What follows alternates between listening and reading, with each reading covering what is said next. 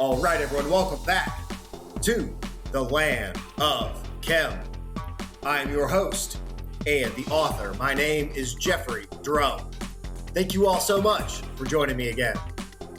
All right, everyone, welcome back. And I have an absolutely thrilling episode for you today as we will be examining evidence of ancient electrical discharge scarring at a site that is profoundly immersed in the juiciest of secret society conspiracy theories. This is episode 140, the Hellfire Caves of West Wycombe Hill. If this is the type of content you're interested in regarding the ancient technology of a lost civilization utilizing physics and chemistry, and the function of the Egyptian pyramids and other ancient structures from across the world, this is the channel for you. So please subscribe to the Land of Chem here on YouTube, and don't forget to click that little notification bell so that you do not miss the new episodes that premiere twice per week. Please like, comment, share, and stay tuned if you want to help support this channel and get access to exclusive research and unreleased footage that you will not see anywhere else. Check out the Land of Chem members only channel and thelandofchem.com if you want to pick up a copy of the book or grab some merch. Links in the video description below. If you want to follow me on X, my handle is @thelandofchem. Also, don't forget, after you finish watching this video, please go subscribe to our two new channels here on YouTube. Let's Go with Lex and G for international travel-related content and food reviews, and Egyptian Trash Cats for all you cat lovers out there. Ladies and gentlemen, as always, thank you all so much for the support. I think that is it for today's intro, so without further ado, let's get right to it. All right, everyone, here we go with tonight's episode. And to begin, the site I will be investigating today was serendipitously brought to my attention by the quote-unquote Bernard Lee YouTube channel. And any of you that are familiar with the old James Bond films will recognize this name as the actor who played the role of M. And for now, I'll just leave it at that, with a sincere thank you to quote-unquote Bernard for taking me on this wild adventure. And I'll put a link to his YouTube channel in the video description below if you want to dive down the rabbit hole of the mysteries associated with West Wycombe Hill. Now, what are the Hellfire Caves and the Hellfire Club? And what do we know about the ancient history of West Wycombe Hill? So for a moment, let's indulge ourselves in a bit of secret society conspiracy theory before we get to the ancient function of this site. So the Hellfire Caves, also known as the West Wycombe Caves, are a network of man-made chalk and flint caverns which extend 260 meters underground. They are situated above the village of West Wycombe in southeast England. They were excavated between 1748 and 1752 for Sir Francis Dashwood, founder of the Société Dilettante and the co-founder of the Hellfire Club, whose meetings were held in these caves. Sounds cool. Where do I sign up? Next. And this, coming from the website hellfirecaves.co.uk. Since early times, there had been an open cast quarry on the side of the hill for mining chalk for the foundations of houses in the village and for roads.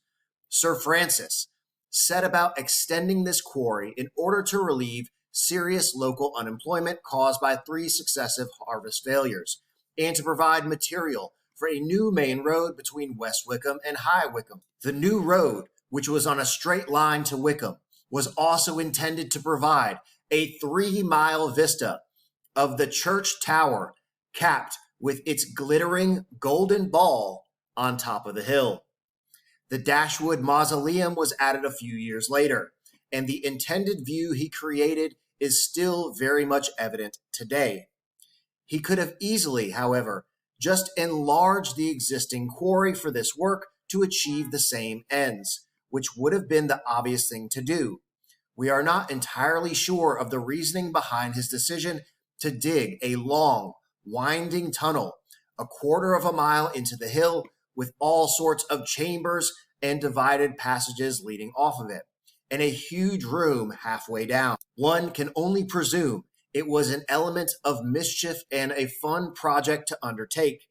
The design is clearly symbolic and is thought to have something to do with the Eleusinian mysteries of ancient Greece.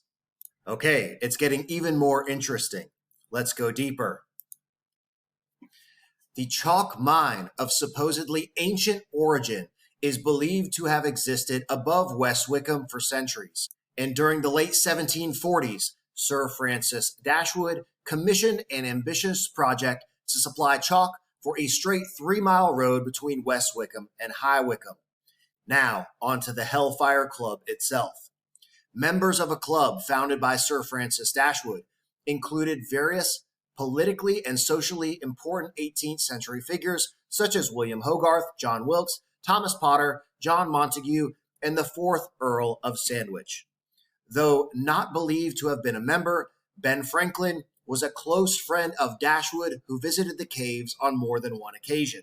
The Hellfire Club had previously used Medmenham Abbey, 8 miles from West Wycombe on the River Thames, as their meeting place, but the caves at West Wycombe were used for meetings in the 1750s and early 1760s.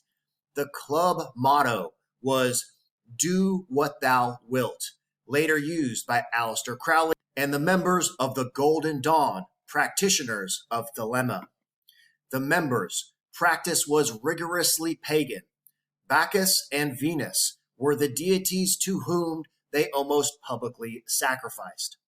And this Wikipedia article then goes on to describe the meetings as satanic, devil-worshipping orgies. But this is almost certainly not what was occurring, as we do have original documentation of the events of the Hellfire Club meetings. Again, this excerpt coming from the Hellfire Caves website, and I'll quote here: "The Knights of St. Francis of Wycombe, or the Hellfire Club, as it was later called, was a natural progression from earlier clubs founded by Sir Francis Dashwood in the mid-18th century. During his visits to Italy on his grand tours, Sir Francis had developed an acute antipathy towards the Roman Catholic Church, and on his return had gone so far as to have himself painted by Nathaniel Dance as a Franciscan monk toasting the statue of Venus, a statue of Venus which can still be seen at West Wycombe. The original letters found at the back of the Medmenham Abbey Bible, together with several contemporary accounts, do, however, give a glimpse on what went on in the Hellfire Caves during the meeting of the Hellfire Club. The words "sacred to liberty and friendship" also appear in a panel over the Arch of Apollo at West Wycombe, and must have been as much the motto of the club as "Do What Thou Wilt," found at Medmenham Abbey. The chapter meetings were described in a book of 1779 entitled Nocturnal Revels. They, however, also meet in one general set at meals, when, for the improvement of mirth, pleasantry, and gaiety, every member is allowed to introduce a lady of cheerful and lively disposition to approve the general hilarity. Male visitors are also permitted under certain restrictions, their greatest recommendation being their merit, wit, and humor. There is no constraint with regard to the circulation of the glass after some particular toasts have been given. The ladies, in the intervals of their repasts, may make select parties amongst themselves, or entertain one another, or alone with reading, music, tambour work, etc. The salt of these festivities is generally purely Attic, but no indelicacy or indecency is allowed to be intruded without severe penalty, and a jugement must not to border too much upon a loose double entendre to be received with applause. The account goes on to describe the clothes worn and the admission ceremony. No vows of celibacy were required, either by the ladies or by the quote-unquote monks. The former considering themselves as the lawful wives of the brethren during their stay within the monastic walls, and every monk being religiously scrupulous not to infringe upon the nuptial alliance of any brother. So, according to these original accounts, unfortunately, no satanic orgies. And it sounds like it was just a social eating and drinking club for wealthy aristocrats of the time. But believest what thou wilt regarding the intentions and practices of the Hellfire Club. And I encourage you to go further down this rabbit hole if you so choose, as it is an absolutely wild ride. So here is a map of the underground cave system that includes a chamber here known as the River Styx, with the relevant side note being that the caves are prone to flooding from the underground chalk aquifer spring that I'll be getting to at the end of the video. And a few digital images here of the cave network. This first one coming from the British Geological Survey website, and the next two coming from the Hexagon Geosystems website that utilized laser scanning to map the underground structures. And here is an image of one of the underground chalk excavated chambers. Again, just to wet your whistle a bit regarding the conspiracy theories surrounding West Wycombe Hill. And the reason that I included this information in today's presentation is that the modern church, the mausoleum, and the Hellfire Caves built by Dashwood and the activities of the Hellfire Club are directly related to the sacred location upon and in which they were constructed and conducted. So now, let's go back in time to examine the ancient history and the original function of West Wycombe Hill. And we have here, quote, the local chalk cave, which had been in the village since prehistoric times, was expanded into an elaborate network of tunnels and passages, now known as the Hellfire Caves. And here, the hill above West Wycombe has been continuously inhabited for centuries. A Bronze Age settlement is widely believed to have existed here, and research suggests that there was a pagan temple in similar style to Stonehenge. The earliest known settlement is an Iron Age ditch and rampart contour camp dating from the 4th or 5th century BC. A temple similar to Stonehenge and an earthwork hill fort, or as we know them here, as reservoirs. This should be sounding very familiar, and the history reported in this Wikipedia article is corroborated by several more sources. And I'll quote here, the Iron Age hill fort on the hill above the village points to an organized community capable of constructing and utilizing a large earthwork. The interpretation of hill forts as solely defensive structures is being increasingly debated, and it may be that a wider study of Chiltern's hill forts will determine whether the earthworks at West Wycombe were built for defense, storage, ritual, or a combination of these activities. The hill fort may have been an important center for trade or ritual activity in the area. So once again, they clearly have no idea what the earthwork structure was really for. But as you will see in just a moment, they are getting closer to its intended function as a component of a sacred ancient ritual. And I will quote again here, the area of West Wycombe contains a number of important archaeological monuments, including the circular hill fort at the top of West Wycombe Hill. And again here, archaeological remains in the locality indicate some settlement or movement through the valleys in the Mesolithic and Neolithic periods. The earliest settlement at West Wycombe survives in the form of an Iron Age ditch and rampart contour camp on Church Hill, dating from the 4th or 5th century BC. This feature has been utilized for the construction of the church, possibly in an attempt to Christianize the site. The southeastern side of the rampart system was destroyed during the construction of the Dashwood Mausoleum, which now dominates the hill summit.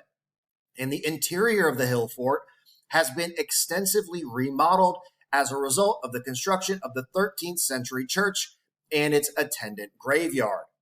There are traces of possible prehistoric field systems on West Wycombe Hill and in the park. So as I explained in episode 137, many of the earthwork reservoirs that were once integrated into the lightning storm generator hills of Wiltshire, England, are now destroyed. And it is a miracle that any of them have survived to the modern day. And it was a prevalent practice for these powerful and revered ancient sites to be demolished and usurped for modern Christian structures. And here we have more substantiation of the ancient temple that once adorned West Wycombe Hill. This coming directly from the West Wycombe Parish Council website, and I will quote here, "The hill above West Wycombe has been continuously inhabited for centuries. A Bronze Age settlement is widely believed to have existed here, and research suggests that there was a pagan temple in similar style to Stonehenge." So, the top of West Wycombe Hill not only had a reservoir enclosure, exactly like the ones I have described regarding the function of the White Horse Hills of Wiltshire, but we also had a temple with a similar configuration to Stonehenge, or perhaps Avebury, essentially a stone circle system. And any of you that have been following my work should already see where this is going. And to me, it was no surprise when I found that Dashwood had constructed this pedestal at the bottom of the hill, certainly looking like a stone pillar or obelisk, and this design with the circular ball at the top was reflected in the golden ball adorning the top of the West Wycombe Church. Nothing to see here, wink wink. So, what was the function of this ancient chalk hillside? Well, as I proposed in episode 137, these white chalk hills were lightning storm generators that were configured with earthwork reservoirs and obelisks at the apex of the structure, and telluric currents running through the Earth's crust below the hillside provided the electric current that resulted in the accumulation of positive charges at the top of the hill due to dielectric polarization of the chalk bedrock. These positive charges attracted negatively charged cloud-to-ground electrostatic lightning discharges. However, there is something even more powerful and profound about West Wycombe Hill that leads me to believe that the so-called pagan temple, resembling Stonehenge, may have actually been more like Avebury, as you can see here, functioning as both a lightning discharge attractor and electric current distributor, as explained in Members Only Episode 6. And if you aren't a member yet, I highly recommend getting a subscription, as you are missing out on some phenomenal and critical research, specifically Episode 6 being possibly the best work that I have ever produced. Links in the video description below. Now, this brings me to the inevitable connection between my work and the electric universe model that was revealed in my research of the West Wycombe Hill. And as many of you might know, the land of Chem was recently featured in an episode entitled Megalithic Chemistry by Andrew Hall on the Thunderbolts YouTube channel, the main outlet for content associated with electric universe research. And when I saw this video, I was completely shocked. Electrical discharge pun intended. And overwhelmingly honored to be recognized by Andrew, a gentleman that I hold in the highest esteem and for whom I have the utmost respect.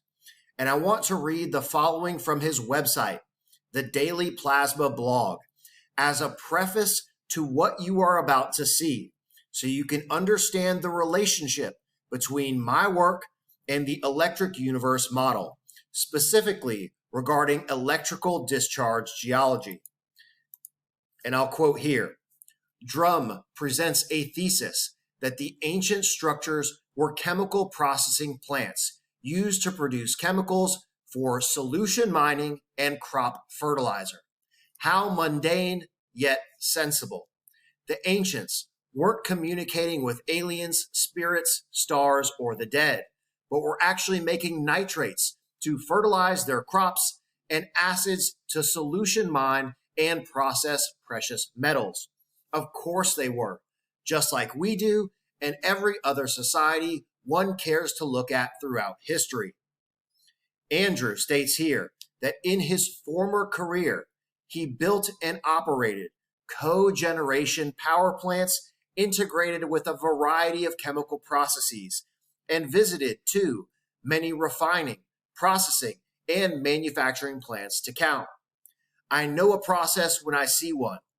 Drum identifies precisely the use of chambers, passages, tunnels, and even the choice of rock used in a construction, and how it integrates into an overall process flow. He identifies the chemistry, the processes, and the system's integration, as well as the products and purpose. The products and purpose make perfect sense in a growing agricultural empire, and the use cases justify the expense, unlike any other theory ever presented. He also correctly identifies the power source that ran the processes: nature's electricity, lightning, and telluric currents. This is another reason I know he's right. He's the only theorist who doesn't lose his mind and go extraterrestrial when it comes to the energy source. He understands it comes from the earth. Drum's examination is primarily of the Giza plateau and its pyramid complex, and certain standing stone sites in the UK and Europe. But I contend his model will apply throughout time and geography across most, if not all, megalithic sites, because it provides the simplest, most verifiable answer that fits the needs and the capabilities of those cultures. I know that there are those in the electric universe who will see the value in his work immediately. Drum's work is important to the electric universe especially. It is essential to understand our true past and the electrical state of the planet in past times, particularly at the dawn of civilization when these impressive works were being erected. So, Andrew, if you are watching this, from the bottom of my heart, thank you so much for the genuine, thorough, and articulate support of my work. This has truly been the greatest acknowledgement of my research since I started back in 2017.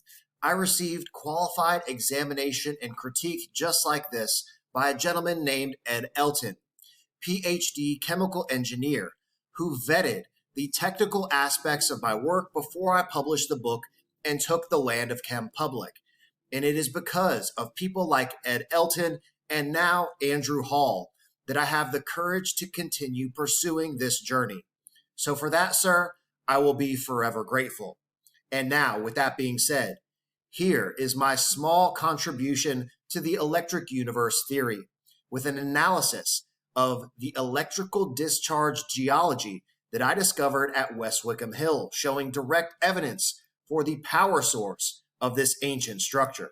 So recall in episode 116, Proof of Lightning at Ancient Stone Circles, I presented this article entitled Geophysical Investigation of the Neolithic Catalysis Landscape, in which they present the star-shaped anomaly at the center of the Catalysis stone circle, the magnetic signature of recurring lightning strikes on the structure.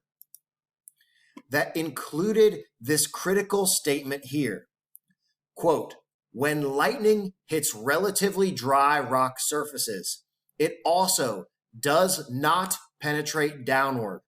Rather, skin currents extend outward along the free surface to a distance proportionate to the current density. End quote. And the chalk bedrock of West Wycombe Hill is a perfect example of dry bedrock surface, through which these electric currents flow as a result of dielectric breakdown due to high voltage, which results in dendritic formations known as Lichtenberg figures. Well, take a look at this. What you can see here is the dry chalk riverbed of the River Wye that flows through this area now known as Wycombe. And as soon as I saw this, I knew exactly what I was looking at and how this river formed.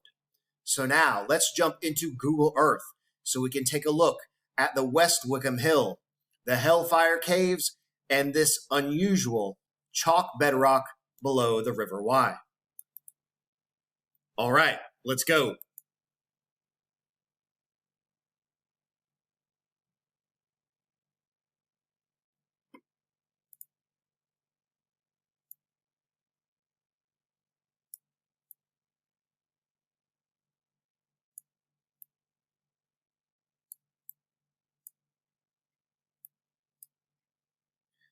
And here you can see the chalk formation known as West Wycombe Hill, which closely resembles that of the White Horse Hills of nearby Wiltshire.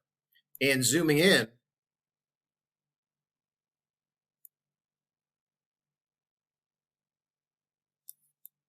you can see the entrance to the Hellfire caves here. And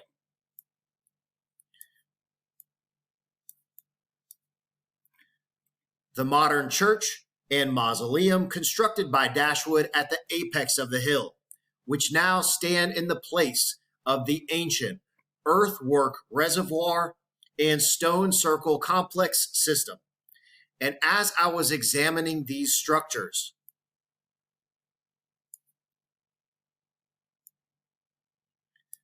this scarring etched through the chalk bedrock immediately caught my attention.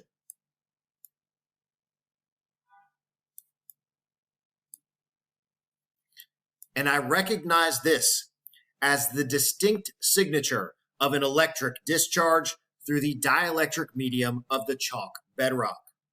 So now, let's follow this Lichtenberg figure from West Wycombe Hill here as it becomes the River Wye, flowing through the town of High Wycombe. So you follow the chalk bedrock here, this area now dry, leading to the man-made lake here.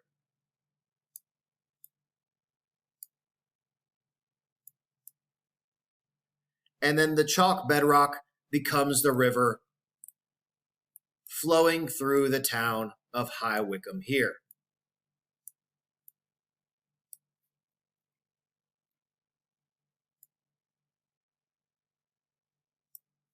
Before it disappears under the town of High Wycombe and branches off to the north towards Hughenden and to the east, as you will see in just a moment.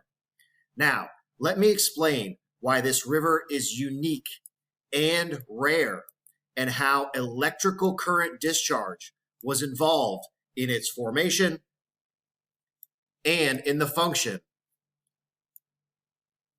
of the West Wycombe lightning storm generator hill.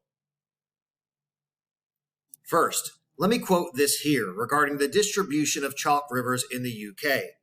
Only 200 chalk rivers are known globally, 85% of which are found in the UK in southern and eastern England. And here is a map showing these chalk rivers across southern England. And I find it interesting, the concentration of these branch-like formations in close proximity to the structures I have been investigating. Specifically, Stonehenge, Avebury, and the White Horse Hills of Wiltshire are all in this general area here.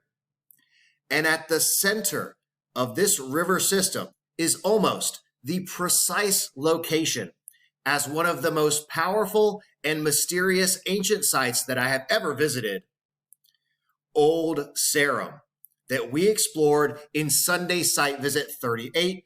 I highly recommend going and watching that episode. A structure that also originally featured a stone circle and reservoir complex similar to Avebury. And here in High Wycombe, we have the focus of today's episode, the River Wye and West Wycombe Hill. Now, how was electrical discharge involved in the formation of this river? Let's take a close look at the configuration of the riverbed that you can see here in blue. And remember that this is carved out of calcium carbonate chalk bedrock. And the source of the water comes from a subterranean freshwater chalk aquifer system on the west end of the river near West Wycombe Hill that you can see here, and on the north end near Hewenden here. But chalk is not soluble in water. So the classical model of fluid erosion gradually dissolving away the bedrock to form the riverbed doesn't fit the geology of this area. However, when viewed from the perspective of electrical discharge physics and chemistry, you will see that the formation of this river could happen quite easily and quickly. So like I said, calcium carbonate chalk is not soluble in water. But if you heat the calcium carbonate, as I have explained before regarding the function of the White Horse Hills, you create calcium oxide, which is highly reactive with water and will vigorously transform into calcium hydroxide, which is soluble in water. So now, let's apply this chemical formula to the formation of the River Wye, the epicenter of which was the location of an electrical discharge, perhaps a massive ancient lightning strike, sending electrical currents through the chalk bedrock, producing dielectric breakdown within the material, leaving electrical scarring like this.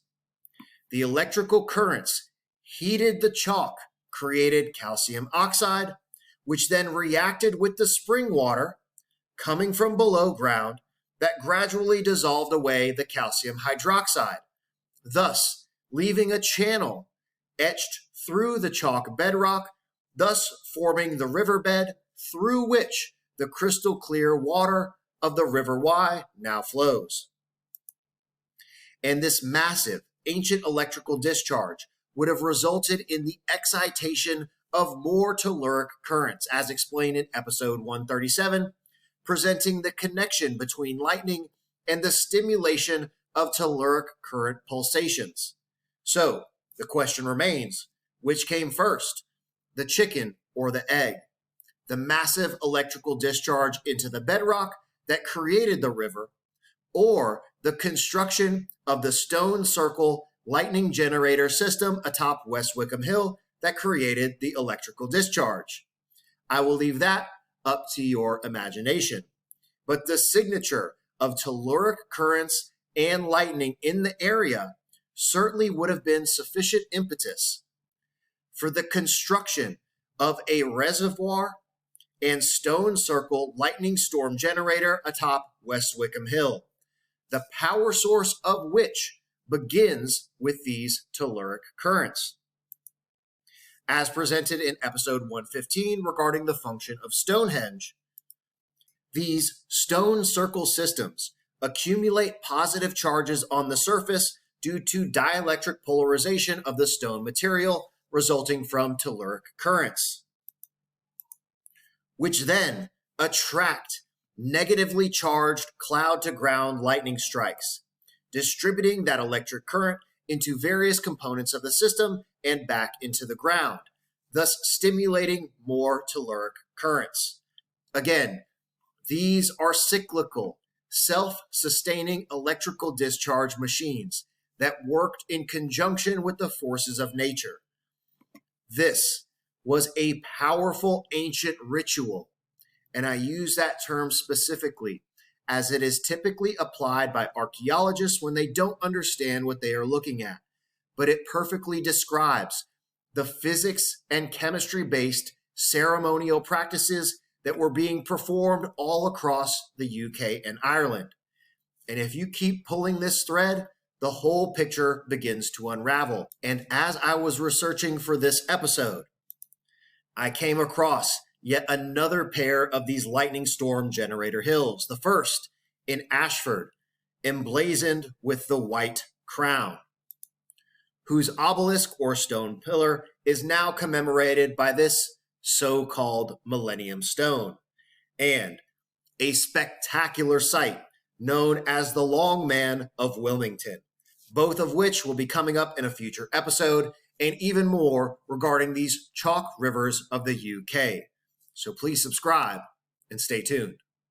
All right, everyone, that's it for today's video. This was episode 140, the Hellfire Caves of West Wycombe Hill. I really hope you enjoyed today's video, and just a heads up, no Sunday site visit this weekend, but for a very good reason, and stay tuned for a major announcement coming up later this week. We have an absolutely massive surprise in the works and some incredible ancient physics and chemistry technology content coming up over the next couple of months that you do not want to miss. So if you haven't already, please subscribe to the Land of Chem here on YouTube. Click that little notification bell, like, comment, and stay tuned. If you want to help support this channel and get access to exclusive research and unreleased footage that you will not see anywhere else, check out the Land of Chem members only channel and thelandofchem.com. If you want to pick up a copy of the book or grab some merch, links in the video description below. If you want to follow me on X, my handle is @thelandofchem. Also, don't forget, after you finish watching this video, please go subscribe to our 2 new channels here on YouTube. Let's Go with Lex and G for international travel-related content and food reviews, and Egyptian Trash Cats for all you cat lovers out there. Ladies and gentlemen, as always, thank you all so much for the support. I think that is it for today's episode. I will see you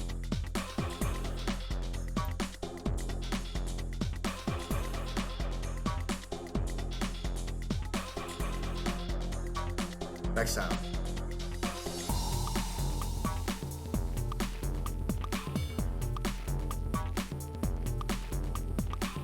Yo, are you still watching this? Please subscribe to the Land of Chem here on YouTube and click that little notification button. New videos coming out every single week. And check out this other episode. Come on, do it. Do it now.